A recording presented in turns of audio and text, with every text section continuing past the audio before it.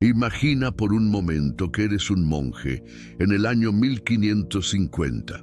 Has dedicado tu vida al servicio de Dios, pero en los rincones más oscuros del monasterio guardas un secreto que podría costarte la vida. Entre tus posesiones más preciadas se encuentra un libro que la Iglesia considera tan peligroso que su mera posesión te convertiría en hereje.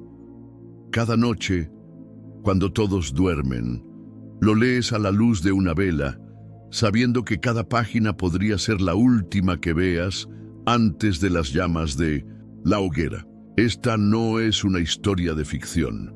Es la realidad que vivieron miles de personas durante siglos, cuando poseer ciertos libros era literalmente una sentencia de muerte. En las profundidades de Barcarrota, en Extremadura, yace enterrada una de las historias más fascinantes de la censura esotérica. A mediados del siglo XVI, un hombre desesperado tomó una decisión que cambiaría la historia para siempre. Sabiendo que los inquisidores venían por él, tapió su biblioteca personal tras una pared falsa. Durante casi 500 años, esos libros permanecieron ocultos, como si el tiempo mismo se hubiera detenido para proteger sus secretos.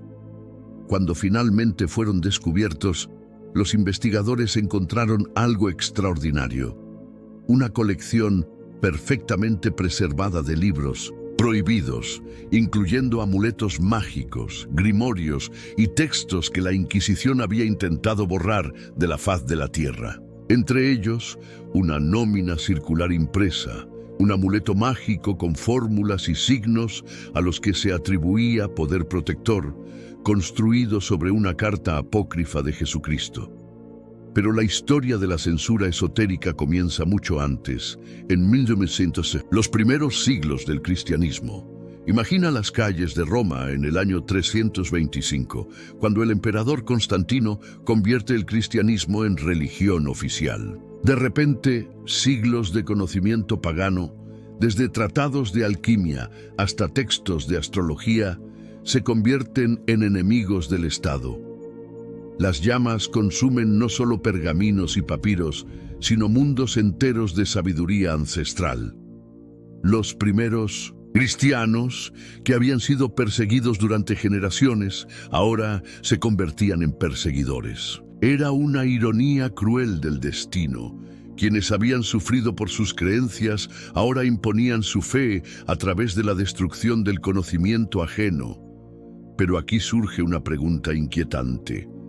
¿Qué había en estos libros que causaba tanto terror?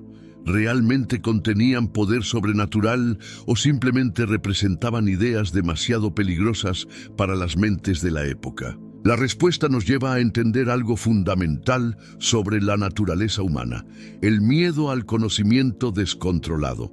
Estos textos no solo contenían fórmulas mágicas o rituales esotéricos, representaban formas alternativas de ver el mundo, sistemas de pensamiento que desafiaban la autoridad establecida. Un campesino que supiera leer las estrellas podría cuestionar la autoridad divina del rey. Una mujer que conociera las propiedades de las hierbas podría ser vista como una amenaza al poder médico de la Iglesia. Durante la Edad Media, la situación se intensificó dramáticamente. Los inquisidores desarrollaron un lenguaje propio para describir estos textos peligrosos. Hablaban de la malicia de los tiempos, una expresión que aparecía repetidamente en los índices de libros prohibidos. Era como si el conocimiento mismo estuviera infectado por el mal, como si las palabras tuvieran el poder de corromper las almas. Heinrich Cornelius Agrippa, el famoso ocultista del Renacimiento, mencionaba en sus obras libros de nigromancia atribuidos a San Cipriano. Estos textos circulaban en las sombras, pasando de mano en mano como tesoros malditos. Los que los poseían sabían que caminaban sobre una línea muy delgada entre la sabiduría y la condena eterna. En 1802, Un caso particular nos muestra cómo esta persecución llegó hasta América. El presbítero Juan Rodríguez de Ferrol, en Galicia, fue acusado formalmente de poseer una copia del libro de San Cipriano. No era solo un libro lo que estaba en juicio, sino una forma de entender el mundo que había sobrevivido siglos de persecución.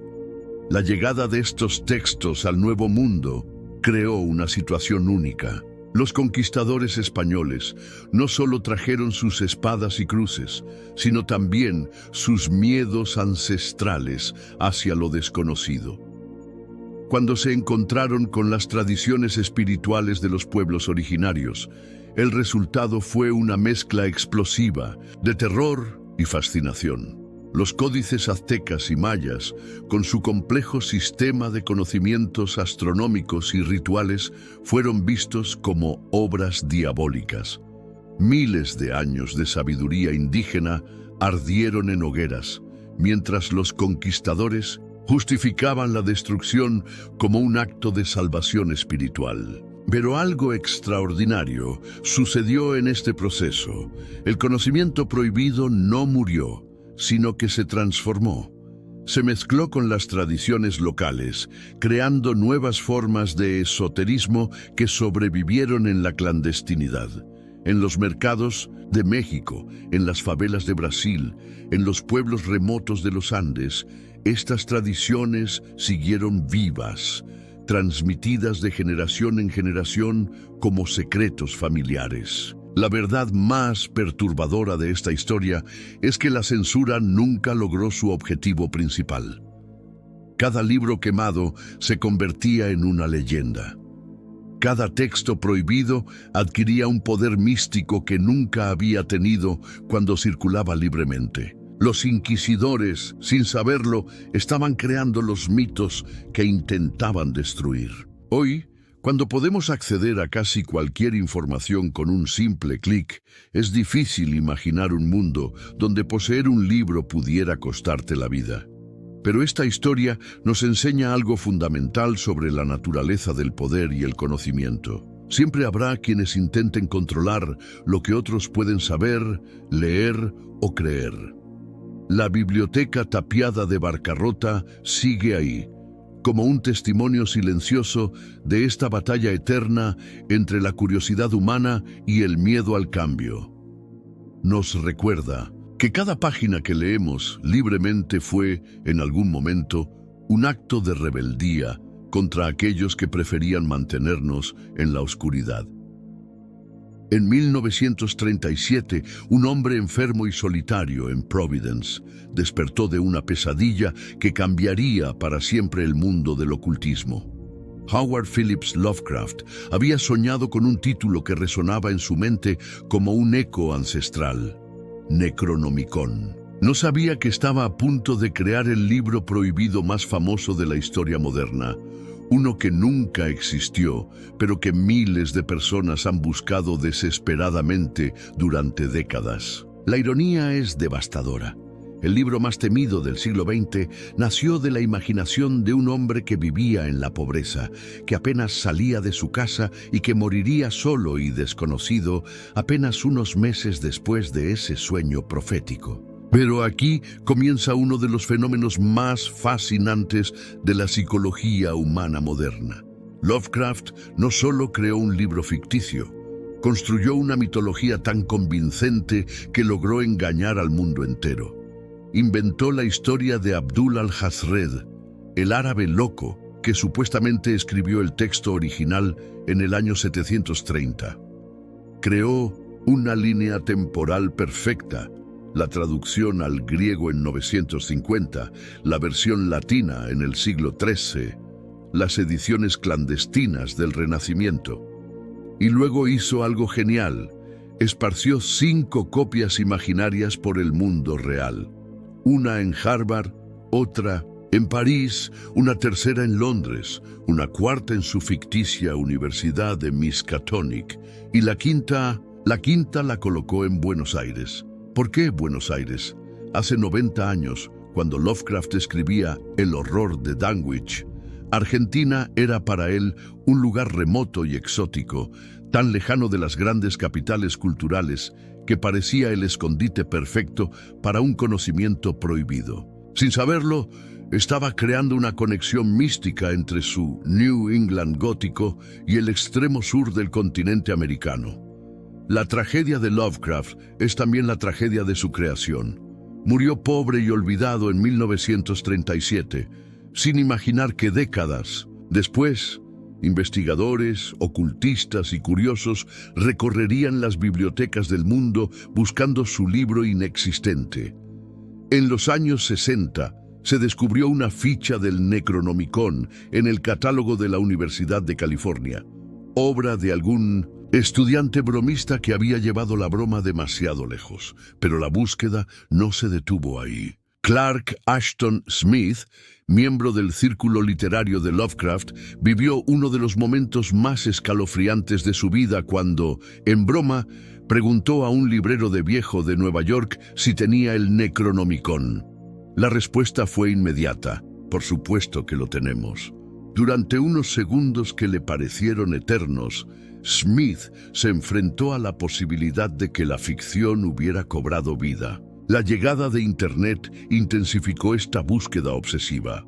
Hoy puedes encontrar decenas de versiones del Necronomicon en venta online. Desde el famoso Necronomicon de Simon, hasta elaboradas estafas que han convencido a coleccionistas de pagar fortunas por manuscritos auténticos de un libro que jamás existió. En Argentina, esta obsesión tomó una forma particularmente poética.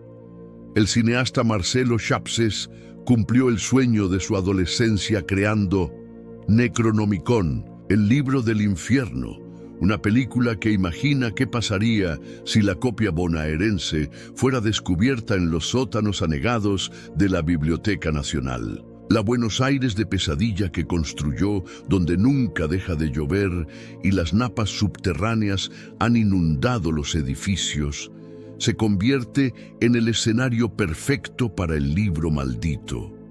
Esta obsesión argentina por el Necronomicon revela algo profundo sobre la psicología latinoamericana.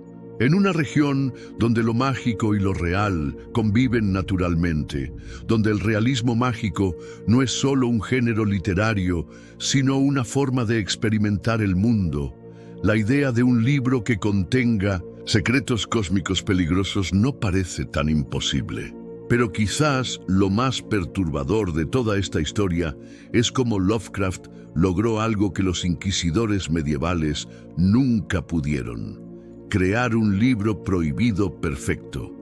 Un texto tan peligroso que su sola mención genera miedo, pero tan inaccesible que nadie puede refutar su poder. Es la censura absoluta, el libro que se prohíbe a sí mismo por no existir. El genio maligno de Lovecraft fue entender que el libro más poderoso es aquel que no puedes leer. Cada persona que busca el Necronomicon proyecta en él sus propios miedos y deseos más oscuros. Es un espejo negro donde cada uno ve reflejados sus propios terrores cósmicos.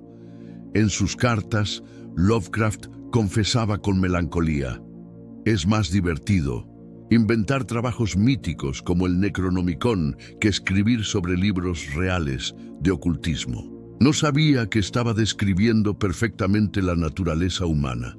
Preferimos el misterio que no podemos resolver al conocimiento que podemos obtener.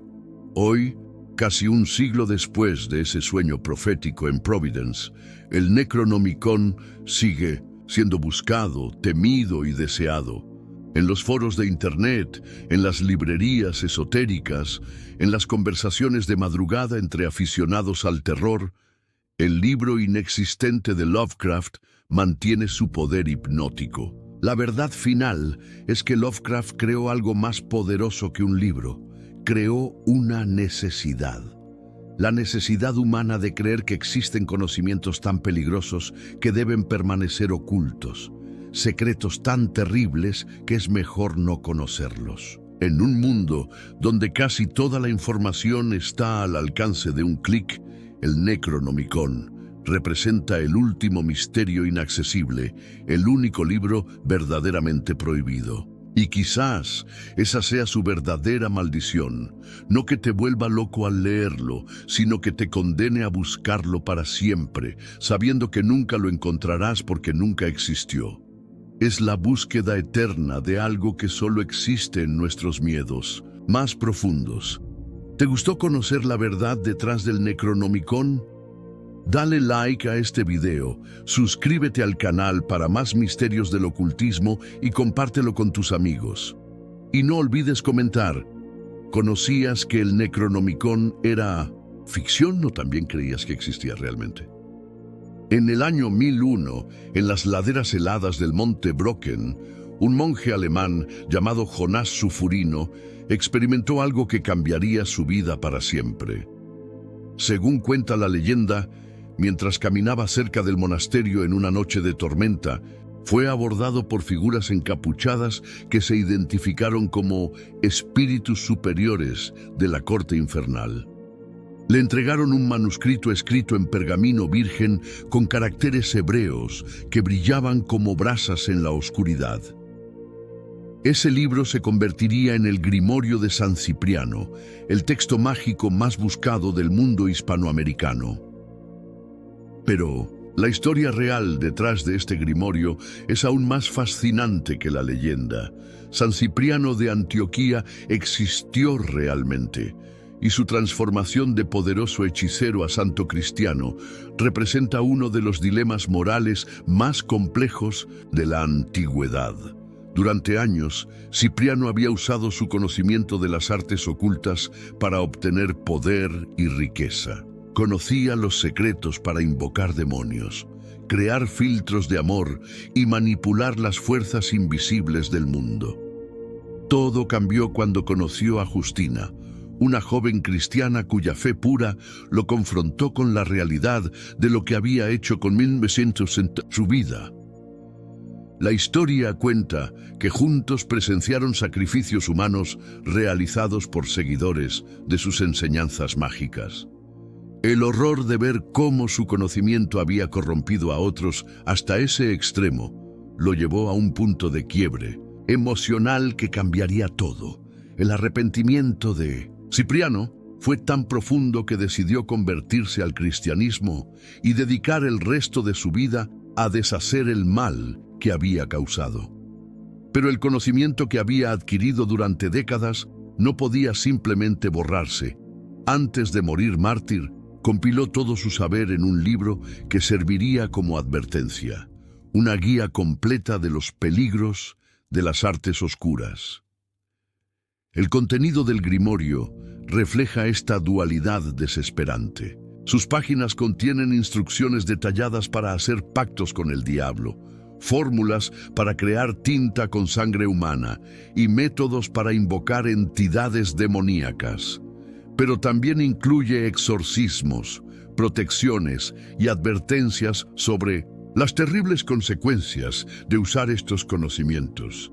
Es como si Cipriano hubiera dejado un mapa completo del infierno, junto con instrucciones urgentes para no visitarlo nunca. Durante siglos, este libro circuló en las sombras del mundo hispanoamericano. En 1802, el presbítero Juan Rodríguez de Ferrol fue formalmente acusado de poseerlo. La acusación no solo arruinó su vida, sino que demostró cómo la mera posesión de conocimiento podía destruir a una persona, incluso siglos después de 1900, la muerte de su autor original. La llegada del grimorio a América Latina creó una transformación única. Se mezcló con las tradiciones indígenas, creando nuevas formas de sincretismo mágico que sobreviven hasta hoy en mercados populares y consultorios esotéricos. En México, Brasil, Colombia y Argentina, versiones modificadas del libro circulan como el Ciprianillo, adaptadas a las necesidades espirituales locales. Pero San Cipriano no fue el único. El libro de Tot egipcio, atribuido al dios de la sabiduría, supuestamente contenía todos los secretos médicos, filosóficos y mágicos del mundo antiguo. Aquellos que lo leían completo adquirían conocimientos divinos, pero también atraían la atención de fuerzas que los humanos no estaban preparados para enfrentar. El Codex Gigas, conocido como la Biblia del Diablo, presenta una de las historias más perturbadoras del conocimiento prohibido. Un monje benedictino lo escribió supuestamente en una sola noche con ayuda diabólica, después de ser condenado a muerte por sus pecados. Sus 600 páginas incluyen una ilustración completa de Satanás que, según los testimonios, parece seguir con la mirada a quien la observa. Lo que hace a estos libros verdaderamente aterradores no son sus fórmulas mágicas, sino el rastro de destrucción que han dejado a su paso. Familias enteras han sido perseguidas por poseerlos. Hombres doctos han perdido la razón intentando descifrar sus secretos. Bibliotecas completas han sido quemadas para eliminar una sola copia. La tragedia de estos grimorios es que representan el precio del conocimiento extremo. Sus autores pagaron con sus vidas, su cordura o su alma por acceder a información que quizás los humanos no estaban destinados a conocer. Y sin embargo, siguen fascinándonos, llamándonos desde las sombras de la historia con la promesa de revelarnos secretos que podrían cambiarlo todo. En cada página de estos libros reales se puede sentir el peso de siglos de búsqueda desesperada, de personas que arriesgaron todo por un conocimiento que prometía poder absoluto, pero que, invariablemente, terminaba destruyendo a quienes lo buscaban. Son recordatorios tangibles de que algunas puertas, una vez abiertas, nunca pueden volver a cerrarse. En 2021, una bibliotecaria de Texas recibió la llamada que más temía. Una madre furiosa exigía que retiraran todos los libros de Harry Potter de la biblioteca escolar porque, según ella, estaban convirtiendo a los niños en brujos. No era una broma. En pleno siglo XXI, los libros seguían siendo considerados tan peligrosos que padres aterrorizados luchaban por proteger a sus hijos de simples palabras impresas en papel. Esta escena se repite miles de veces cada año en bibliotecas de todo el mundo, lo que nos lleva a una pregunta inquietante. Si en la era de Internet, donde puedes aprender a hacer una bomba casera en 5 minutos, los libros siguen siendo censurados, ¿qué poder real tienen estas palabras sobre nosotros? La respuesta nos lleva al corazón más oscuro de la naturaleza humana. Nuestro miedo ancestral a lo desconocido nunca desapareció, solo cambió de forma. Lafayette Ronald Hubbard, el fundador de la cienciología, experimentó esto de primera mano cuando escribió su manuscrito maldito. Durante una operación en 1948, estuvo clínicamente muerto durante 8 minutos. Lo que vio durante esa experiencia lo plasmó en un libro que, según la leyenda urbana, envió a varios amigos al manicomio después de leerlo. El manuscrito nunca fue publicado, pero su sola existencia alimenta una pregunta aterradora. ¿Puede un libro realmente dañar la mente humana?